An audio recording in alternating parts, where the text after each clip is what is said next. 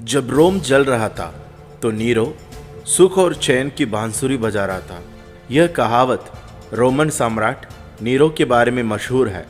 Nero पर रोम में आग लगवाने का आरोप भी लगाया जाता है और कहा जाता है कि उसने जानबूझकर ऐसा किया। नीरो को इतिहास के एक ऐसे क्रूर शासक के रूप में जाना जाता है जिसने अपनी मां, सौतेले भाइयों और पत्नियों की हत्या कराई थी और अपने दरबार में मौजूद किन्नरों से शादियां की थी।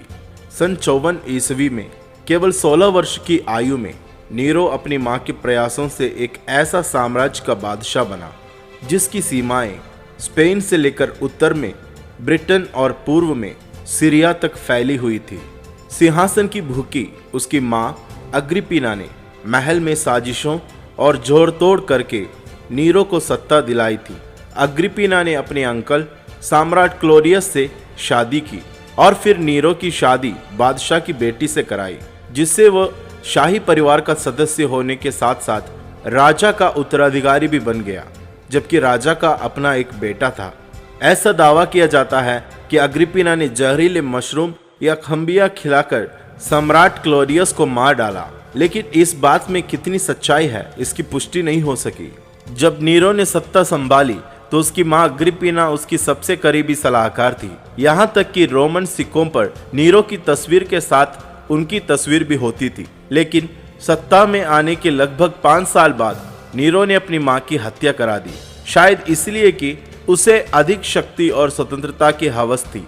नीरो की तरफ से अपनी मां पर किया गया हत्या का पहला प्रयास असफल रहा था। नीरो ने अपनी मां को समुद्र तट पर एक समारोह में आमंत्रित किया और फिर उन्हें पानी के एक ऐसी जहाज से वापस भेजने की योजना बनाई जिसे रास्ते में ही डुबाने की साजिश बनाई गई थी, लेकिन इस हत्या के प्रयास से वह बच गई।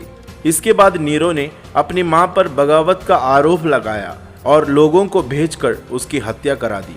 जब नीरो अपनी पहली पत्नी ऑक्टेविया से तंग आ गया तो उसने उसे जिलावतन कर दिया और उसे मारने का आदेश दिया। उसके बाद नीरो को पोपिया से प्यार हो गया और उन्होंने शादी कर ली।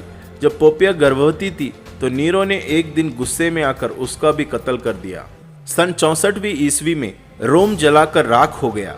अफवाह यह थी कि यह आग सम्राट नीरो ने खुद लगवाई थी और बाद में यह कहा जाने लगा कि जब रोम जल रहा था तब नीरो बांसुरी बजा रहा था।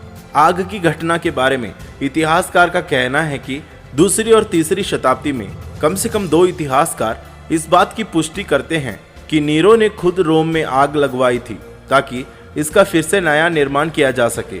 नीरो अपने मशहूर गोल्डन हाउस का निर्माण करना चाहता था, लेकिन कुछ इतिहासकार नीरो के पक्ष में यह तर्क देते हैं कि यह आग उसने नहीं लगवाई थी क्योंकि उसका अपना महल भी इस आग की चपेट में आ गया था। नीरो ने आग लगाने का आरोप अल्पसंख्यक ईसाई समुदाय पर लगा दिया। उस समय रोम में ईसाई समुदाय के लोगों की संख्या बहुत कम थी और आम लोगों को ईसाइयों की धार्मिक मान्यताओं के बारे में बहुत कम जानकारियां थी और उनके बारे में नफरत की भावनाएं थी। इसलिए ईसाइयों पर आरोप लगाना बहुत आसान था, जिस पर आम जनता ने आसानी से विश्वास कर लिया था। नीरो ने इसके बाद ईसाई समुदाय के लोगों को आग लगाने की सजा के तौर पर जुल्म का निशाना बनाया। उन्हें सार्वजनिक रूप से फांसी दी गई, जंगली भेड़ियों के सामने डाला गया, रात में उनको जिंदा जलाया जाता था और जनता को यह नज़ारा देखने के लिए इकट्ठा किया जाता था। आग की इस घटना के बाद नीरो ने एक भव्य महल का निर्माण कराया। ऐसा कहा जाता है कि इसमें एक गोल्डन रूम था जिसमें शानदार फर्नीचर था और कमरे में खुशबू के लिए दीवारों के अंदर परफ्यूम के पाइप लगाए गए थे। इस महल के निर्माण पर भारी मात्रा में संसाधन खर्च किए गए थे, लेकिन यह कभी पूरा नहीं हो सका। एक ऐसा शहर जो राख के ढेर से बाहर निकलने की कोशिश कर रहा था, वहां के लोग इस महल के निर्माण से खुश नहीं थे, जिनसे जाहिरी तौर पर यह कहा गया था कि इसे उनके लिए खोला जाएगा और वहां खेल और समारोह आयोजित किए जाएंगे। 30 साल की उम्र तक पहुंचते पहुंचते नीरो का विरोध और बदनामी बहुत बढ़ चुकी थी।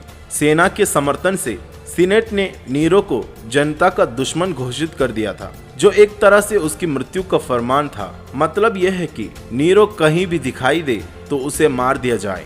सुरक्षा अधिकारी पीछा कर रहे थे। नीरो रात के अंधेरे में भागकर शहर के बाहरी इलाके में स्थित अपने एक महल में छुप गए। और आत्महत्या कर ली। कहा जाता है कि जब नीरो ने खुद की जान ली तो उनके आखिरी शब्द थे क्वालिस आर्टिफिक्स पेरियो। विशेषज्ञों का कहना है कि नीरो के अंतिम क्षणों में कहे गए इन शब्दों का ठीक ठीक अर्थ निकालना मुश्किल है, लेकिन इसके कई अर्थ हो सकता है। मैं अपनी मृत्यु में भी एक कलाकार हूँ, और दूसरा है वो क्या ही कलाकार है जो मेरे साथ मर रहा है, और अगला है मैं एक व्यापारी की तरह मर रहा हूँ। नीरो के इन शब्दों का जो भी अर्थ हो, लेकिन उनके अंतिम शब्द उनके चरित्र की तरह ही नाटकीय थे।